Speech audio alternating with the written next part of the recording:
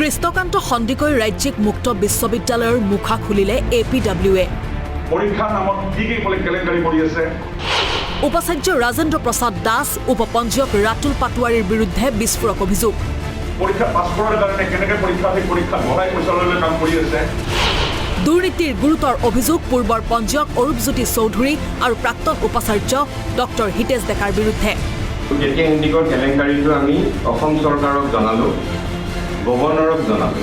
কৃষ্ণকান্ত সন্দিকৈ ৰাজ্যিক মুক্ত বিশ্ববিদ্যালয়ৰ বিৰুদ্ধে সংবাদমেল অনুষ্ঠিত কৰি সোচ্চাৰ হৈ পৰিল APW।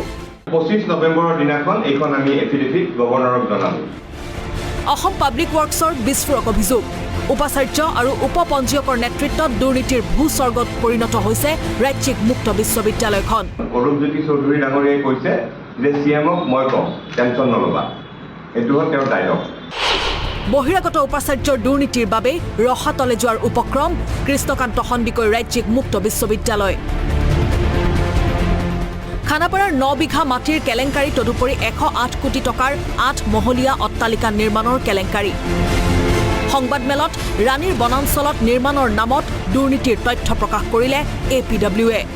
নিবিদা নোহোৱাকৈ চৰকাৰী মাটিত 7 মহলীয়া এটা বিল্ডিং 108 কোটি টকাৰ। 2024 চনত যেতিয়া এই ভিচিজন আহিলে তেখেতে মুখ্যমন্ত্ৰীক ক'লে যে ভৱনটো উদ্বোধন কৰিব লাগে।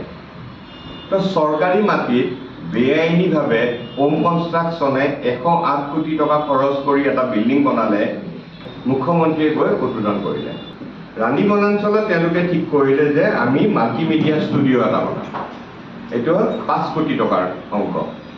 5 কোটি টকা খৰচ কৰিলে মাল্টিমিডিয়া ষ্টুডিঅ'টো কিন্তু নাই, তাতে নাই। 45 লাখ টকাৰ এটা ৱালৰ ঠিক কৰিলে, বাউণ্ডেৰী ৱাল বনাব।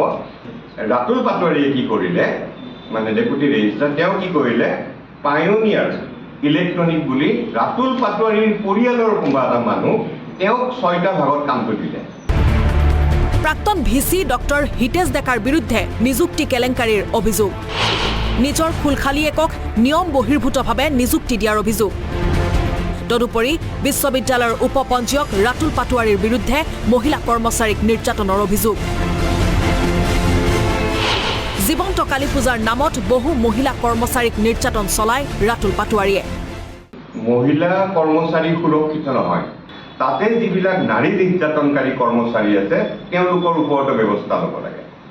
এই ৰাতুল পাটোৱাৰী, এইজন ৰাতুল পাটোৱাৰীয়ে কি কৰিছে, তেওঁ বোলে কালীহাদক, তেওঁ কালীহাদক বুলি কয়, আৰু তেওঁ মহিলা কৰ্মচাৰীবিলাকক ফোন কৰে, লগ ধৰি পেলাই কয় যে মই কালী পূজা কৰোঁ, মই কালীহাদক, মই জীৱন্ত কালীৰ পূজা কৰোঁ, মই মহিলাৰ তেজেৰে পূজা কৰোঁ।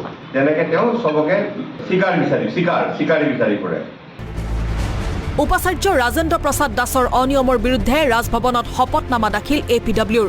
এই পৰ্যন্ত আদালতত মুঠ 12টা গোচৰ চলি আছে কৃষ্ণকান্ত সন্দিকৈ ৰাজ্যিক মুক্ত বিশ্ববিদ্যালয়ৰ বিৰুদ্ধে। সকলো গোচৰতে আদালতৰ মজিয়াত মুখ ঠেকেচা খাইছে কৃষ্ণকান্ত সন্দিকৈ ৰাজ্যিক মুক্ত বিশ্ববিদ্যালয়ে।